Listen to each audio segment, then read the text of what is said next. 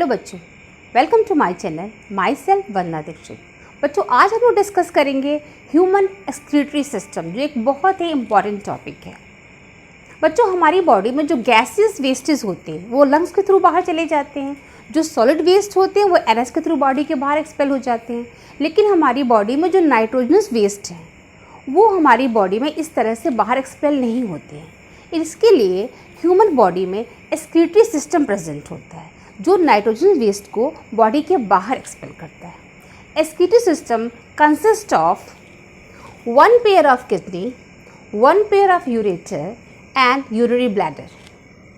जो हमारा किडनी है वो हमारे बैकबोन के दोनों साइड पे, हमारे वेस्ट के बिल्कुल ऊपर बैकबोन के दोनों साइड पे प्रेजेंट होता है। इनका जो साइज़ है वो अप्रॉक्स, इनका लेंथ है 10 to 12 सेंटीमीटर है, जो इनका विड्थ है अप्रॉक्स 5 to 7 सेंटीमीटर है। जो हमारी राइट साइड वाली किडनी होती है वो थोड़ी सी नीचे होती है, उसका लेवल थोड़ा सा नीचे होता है, साइज भी थोड़ा छोटा होता है। जो लेफ़्ट साइड वाली किडनी है उसका जो साइज़ है वो भी बड़ा होता है, और थोड़ा उसका जो लेवल है थोड़ा वो भी ऊपर होता है।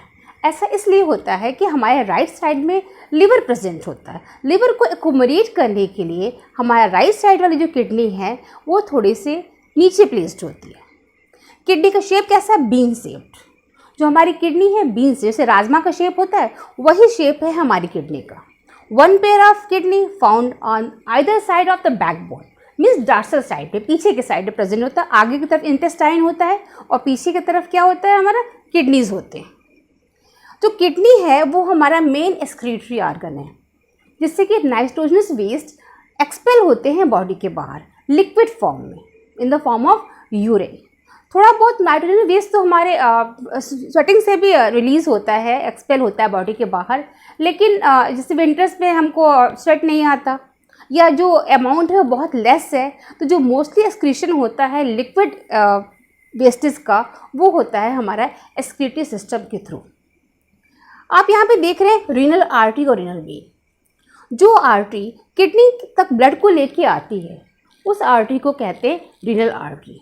जो आर्टरी, जो वेन किडनी से ब्लड को लेकर हार्ट तक जाती है उसे हम लोग कहते हैं रीनल वेन। जब आर्टरी हमारी किडनी में एंटर करती है तो बहुत सारे आर्टरियोल्स में बाइफर्केट, ट्राइफर्केट हो जाती है, और ये जो आर्टरियोल्स हैं ये फर्दर डिवाइड होते हैं कैपिलरीज में जो एंटर करते हैं किडनी के अंदर। आप लोग को पता है कि जो सेल है वो हमारी बॉडी का स्ट्रक्चर और फंक्शनल यूनिट है। ऐसे बच्चों, जो हमारी किडनी है वो मिलियंस ऑफ नेफ्रॉन से मिलकर बनी हुई है। यहाँ पे नेफ्रॉन क्या है? Structure and functional unit. Means हर एक नेफ्रॉन में अलग अलग ब्लड फिल्टर होता है, उसके बाद यूरिन फॉर्मेशन होता है, वो सारा यूरिन कलेक्टिंग डक्ट में कलेक्ट होता है, उसके बाद यूरेटर के थ्रू यूरिनरी ब्लैडर में आता है। जो यूरिनरी ब्लैडर एक मस्कुलर ऑर्गन है, इसमें कॉन्टिन्यूस यूरेटर से ब्लड आता रहता है। वो ब्लड को हमारा जो ब्लैडर होल्ड करता रहता है। एक टाइम ऐसा आता है कि जब हमारा ब्लैडर और ज़्यादा यूरिन को होल्ड नहीं कर सकता तो हमारे ब्रेन से मैसेज आता है, नर्वस सिस्टम से मैसेज आता है और हम यूरिनेशन के लिए जाते हैं। ब्लैडर से जो हमारा यूरिन बॉडी के बाहर एक्सपेल होता है वो होता है यूरेथ्रा के थ्रू। तो कितने पार्ट हो गए हमारे एक्सक्रीटरी सिस्टम में? Kidney, ureter, urinary bladder and urethra. अब हम डिस्कस करते हैं किडनी के स्ट्रक्चर को। किडनी में आपका फंक्शनल यूनिट क्या है, स्ट्रक्चर यूनिट क्या है? नेफ्रॉन। तो ये है नेफ्रॉन का स्ट्रक्चर।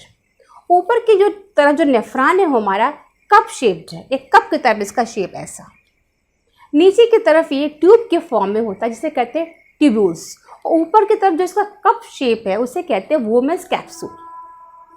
जब हमारी आर्टरी किडनी में एंटर करती है तो बहुत सारे आर्टियोल्स में डिवाइड हो जाती है, और ये आर्टियोल अलग अलग नेफ्रॉन्स में जाती है। मीन्स जितने भी नेफ्रॉन्स हैं उन हर नेफ्रॉन्स में ब्लड को फिल्टर होना, तो वो अलग अलग नेफ्रॉन्स में जाएंगे।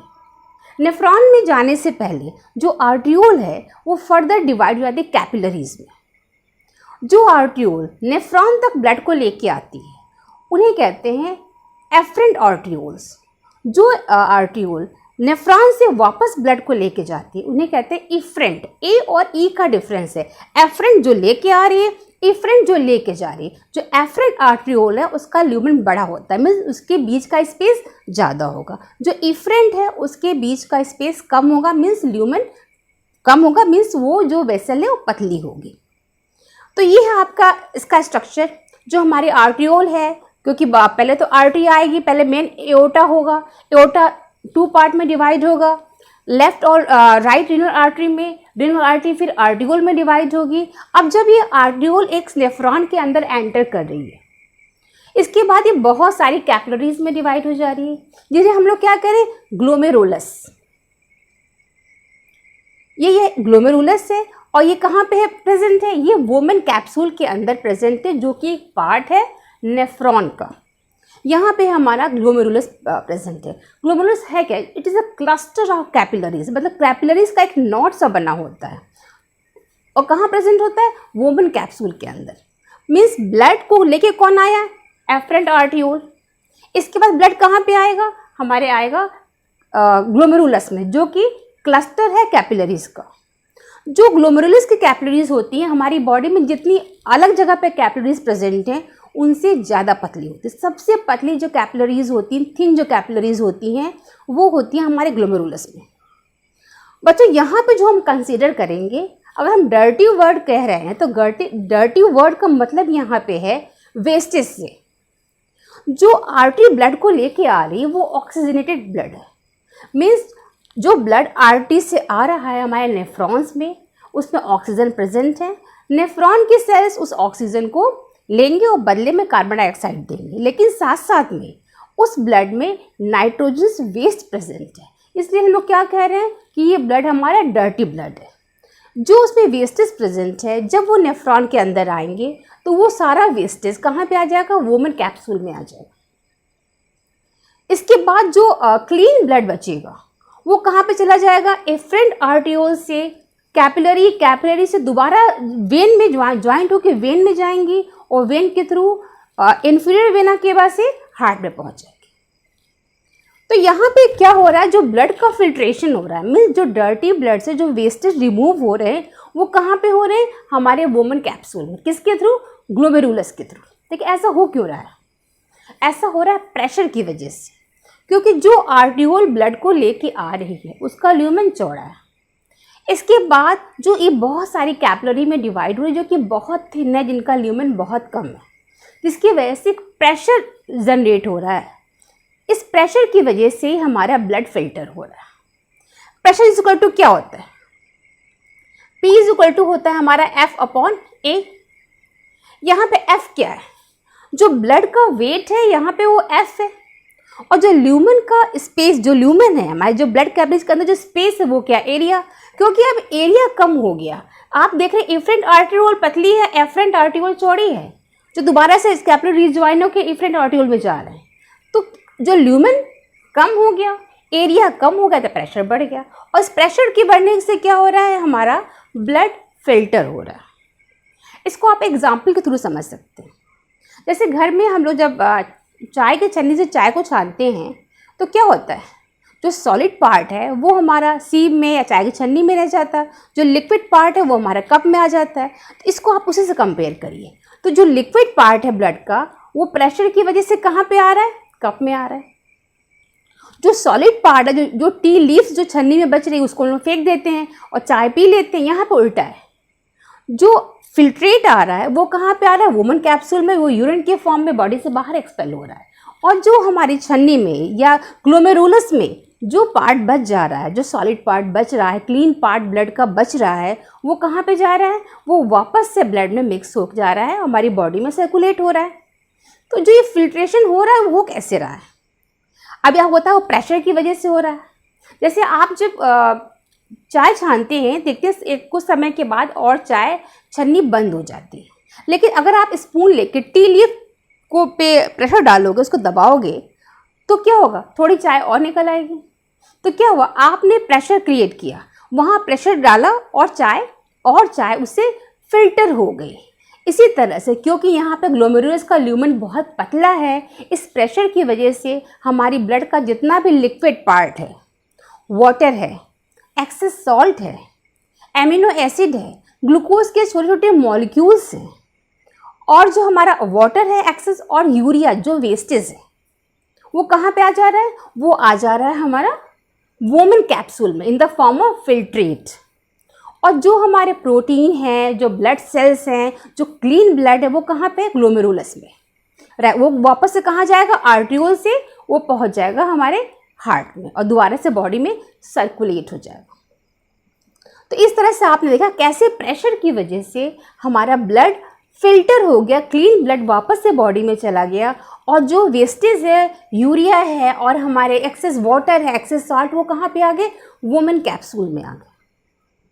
एक स्टूडेंट, जो हमारी बॉडी में एमिनो एसिड होता है उसको हम लोग स्टोर नहीं कर सकते, तो जो एक्सेस एमिनो एसिड होता है वो लिवर में जाके यूरिया और ग्लूकोज ब्रेक डाउन हो जाता है। ग्लूकोज तो हमारे लिए यूजफुल है, लेकिन यूरिया बहुत ही ज़्यादा पॉइजनस है। अगर वो हमारी बॉडी में एक्यूमुलेट हो जाता है तो क्या होता है, हमारी डेथ भी हो सकती है। तो उस यूरिया को बॉडी के बाहर एक्सपेल करना बहुत ज़रूरी है। अब यहाँ पे मैंने आपको बताया कि जो फिल्ट्रेट है जो वोमन कैप्सूल में आया है उसमें ग्लूकोज के छोटे छोटे मॉलिक्यूल्स भी हैं, सॉल्ट भी हैं, वाटर है, वाटर जो हमारे लिए बहुत प्रीशियस है, और भी काफ़ी चीज़ें ऐसी, जो अमीनो एसिड का कुछ पार्ट भी है जो हमें बॉडी को अभी और चाहिए।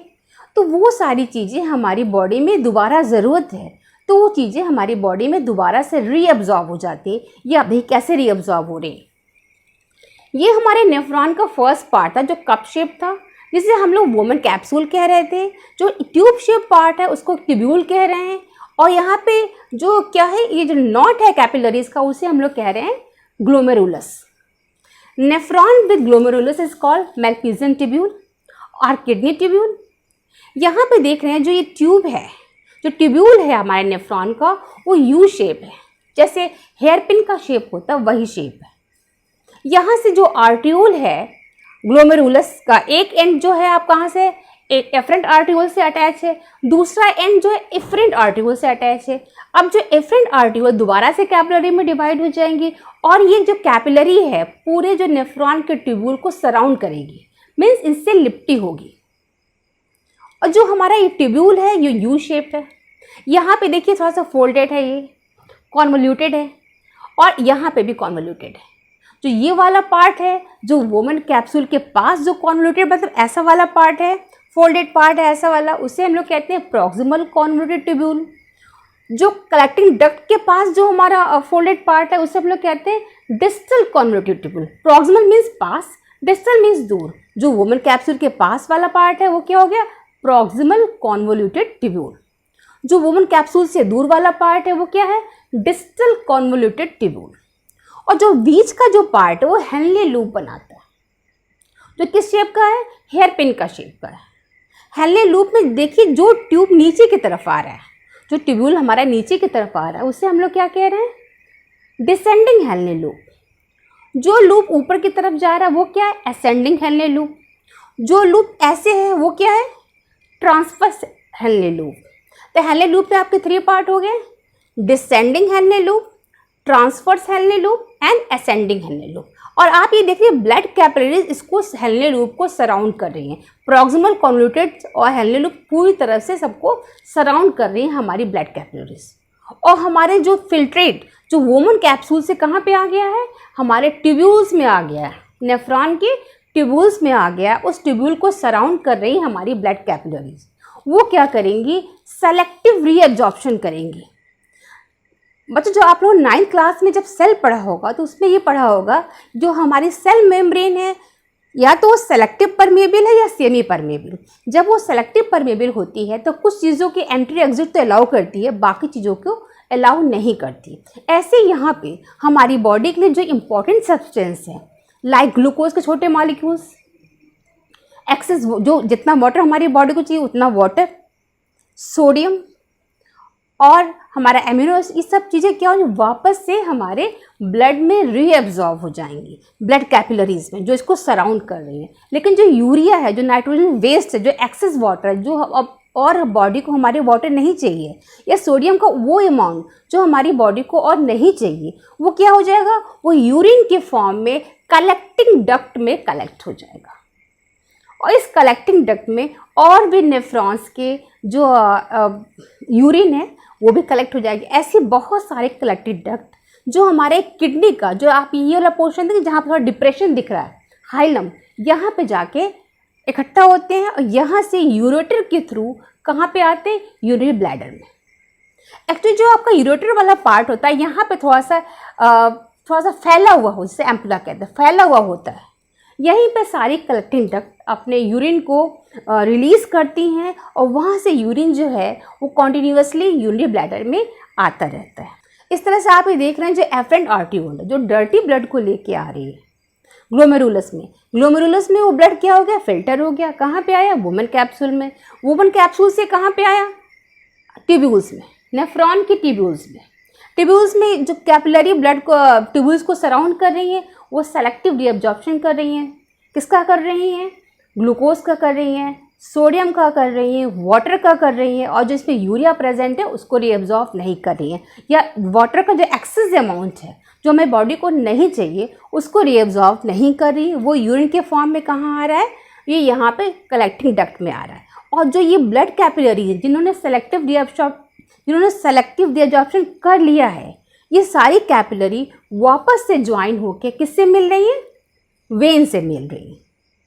और ये वेन कहाँ पे जाके फिर मिल रहे हैं, इन्फीरियर वेना केवा में। और इन्फीरियर वेना के पास से वापस से हमारी पूरी बॉडी में ये ब्लड सर्कुलेट हो रहा है।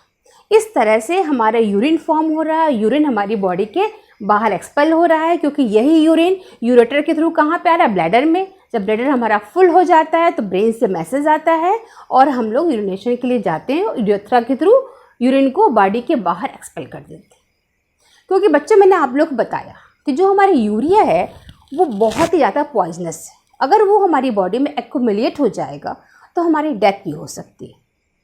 इसलिए जब कभी भी किसी इंजरी की वजह से या कोई इन्फेक्शन की वजह से हमारी किडनी प्रॉपर वर्क नहीं कर पाती है तो ये प्रॉब्लम बहुत बड़ी सामने आती है। इसके लिए क्या सोल्यूशन है, किडनी ट्रांसप्लांटेशन, कि मीन्स उस किडनी को रिमूव करके किसी और की किडनी वहाँ पे लगा दी जाए। तो बच्चों अगर किसी वजह से किडनी ट्रांसप्लांट नहीं हो सकती है तो हम लोग क्या करते हैं, आर्टिफिशियल किडनी यूज़ करते हैं। ये क्या है, ये है एक डायलाइज़र मशीन। इसमें हम क्या करते हैं, ब्लड का डायलिसिस करते हैं। मीन्स जो ब्लड में जो वेस्टेज है उसको बॉडी के बाहर एक्सपेल करने के लिए ब्लड को उस पेशेंट की बॉडी से बाहर लाते हैं। इसके लिए एक टैंक बना होता है। उस टैंक में जैसा कंसंट्रेशन हमारे ग्लूकोज का, हमारे वाटर का, साल्ट का ब्लड में होता है, बिल्कुल वैसा ही कंसंट्रेशन इस टैंक में भी होता है। जिसका टैंक का सोल्यूशन में वही कंसंट्रेशन होता है। और इस टैंक में सेलेक्टिवली परमेबल मेम्ब्रेन के ट्यूब्स क्वाइल्ड फॉर्म में रहते हैं। ये देखिए क्वाइल्ड फॉर्म में सेलेक्टिवली परमेबल मेम्ब्रेन के जो ट्यूब्स हैं यहाँ पे क्वाइल्ड फॉर्म में प्रेजेंट है। आप सब लोगों को पता है कि जो आर्टरीज है वो कैसा ब्लड लेके आती है, ऑक्सीजनेटेड ब्लड। मीन्स उसमें क्या है, वेस्टेज भी है, ऑक्सीजन में सब कुछ है।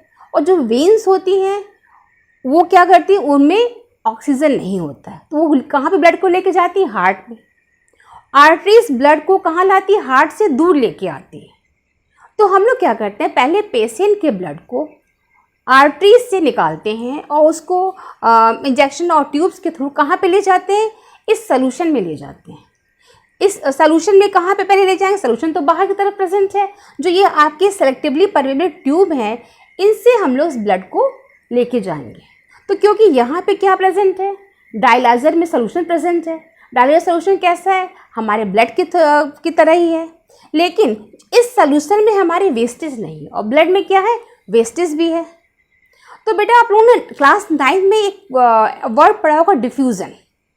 डिफ्यूज़न क्या होता है, डिफ्यूज़न में सॉलिड लिक्विड या गैस का जो मूवमेंट होता है वो कैसे होता है, from the region of higher concentration towards the region of lower concentration.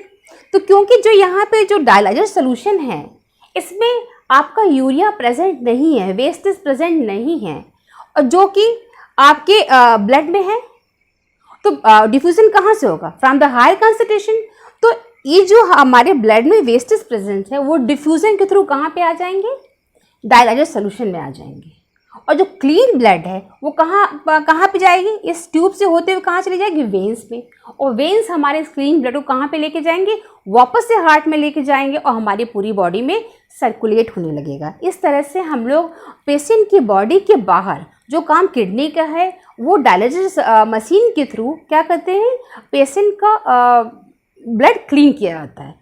Dirty blood से जो वेस्टेज है वो बाहर इस सोल्यूशन में आ जाता है और क्लीन ब्लड पेशेंट की बॉडी में वापस चला जाता है। लेकिन ये परमानेंट सोल्यूशन नहीं, क्योंकि इनमें यहाँ पे सेलेक्टिव रीअब्जॉर्प्शन का कोई भी प्रोसेस नहीं होता है, इसलिए टेम्परेरी सोल्यूशन है।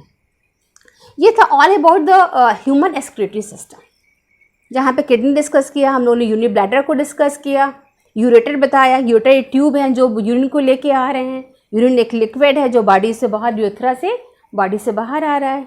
ये नेफ्रॉन का स्ट्रक्चर है। नेफ्रॉन क्या है, स्ट्रक्चर और फंक्शनल यूनिट हैं हमारे किडनी के। किडनी हमारे मिलियंस ऑफ नेफ्रॉन से मिलकर बना हुआ है। हर एक नेफ्रॉन में अलग अलग ब्लड फिल्टर हो रहा है और फिल्टर होने के बाद सारे नेफ्रॉन से ब्लड कहाँ पे जा रहा है, वापस से इंफीरियर वेना केवा और इंफीरियर वेना केवा से हमारे हार्ट में पहुँच रहा है। इसके बाद अगर किडनी फेल हो जा रही है तो डायलिसिस के थ्रू हम लोग उस पेशेंट के ब्लड को क्लीन कर रहे थे। ये है हमारे ह्यूमन एक्सक्रीटरी सिस्टम के बारे में। आई होप आप लोगों को समझ में आया होगा। अपने नेक्स्ट वीडियो में हम लोग किसी दूसरे टॉपिक को डिस्कस करेंगे। Till then take care.